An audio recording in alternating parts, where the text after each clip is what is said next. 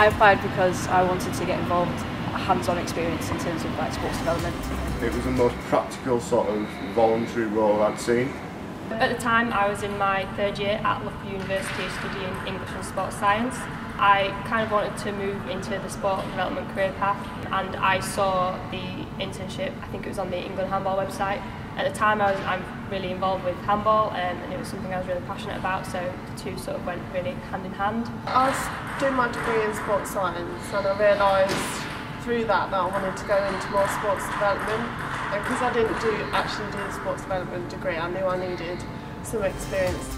The most rewarding part of the internship was actually seeing the results of my planning and development of the Workplace Challenge, such as compiling the case study with a company called J-Wing, where we put a table tennis table into the workplace, into the office, and increased the participation for at least 60 people. More specific stuff such as Sport of 8 bids, satellite clubs and volunteering programmes, even things like school games competitions. I've been working with British Gymnastics and I've had a work plan to do over the past few months.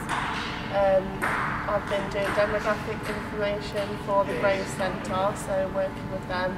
I've been working on doing the sessions, the recruiting to coaching and the evaluation of that. The main support is sort of from like the mentors and what have you, sort of the way that they transition you into practical sports development, and the sort of the way that it's alright to make mistakes and sort of learn about sports development rather than sort of think that you have to know everything from the beginning. My confidence and mentoring and things like that has all been really beneficial.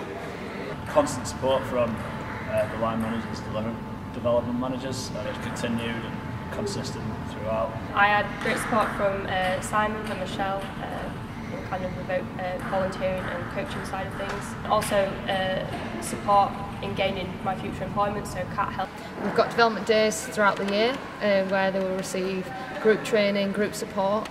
They'll be assigned a mentor from one of our teams, so they'll be someone who they can go to with any problems, queries, or just to talk about their work and their plans for the future. In the programme I was a mentor for 4 of the development assistants that we had, so I sort of served as their point of contact in the organisation. I would act as a kind of sounding board for them. We'd sit down every sort of 4 weeks and look over their work and how they're doing, and I'd help sort of direct them in the right way, link them into local partners and give them a bit more of that local knowledge that they might not have yet. The main thing I've learned would be how to manage and establish relationships between certain public sector agencies involving obviously national public bodies, local authorities, CSPs. The actual processes behind sports development, so transferring the academic skills you learn at university and sort of how different they are to the actual practical applications of sport development.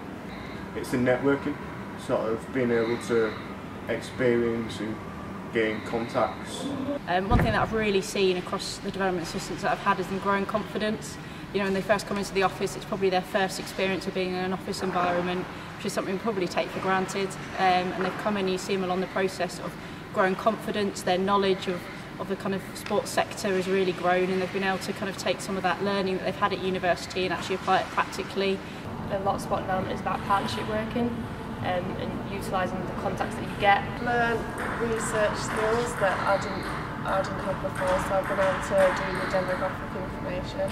I've learned all about the initiatives that the CSPs have that I didn't know about before. But as a result of the internship, I think the best thing about it was the job I was offered afterwards. Without the internship, I probably wouldn't have got the role as a legacy maker, and then following on from that, the role back here at South Yorkshire Sport as a development officer.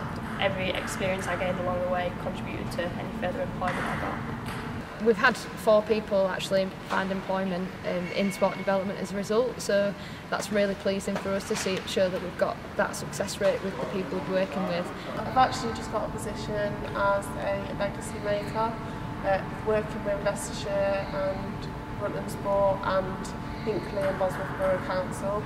So I'll be doing that for 6 months, and then hopefully go on to have a career in sports development full time.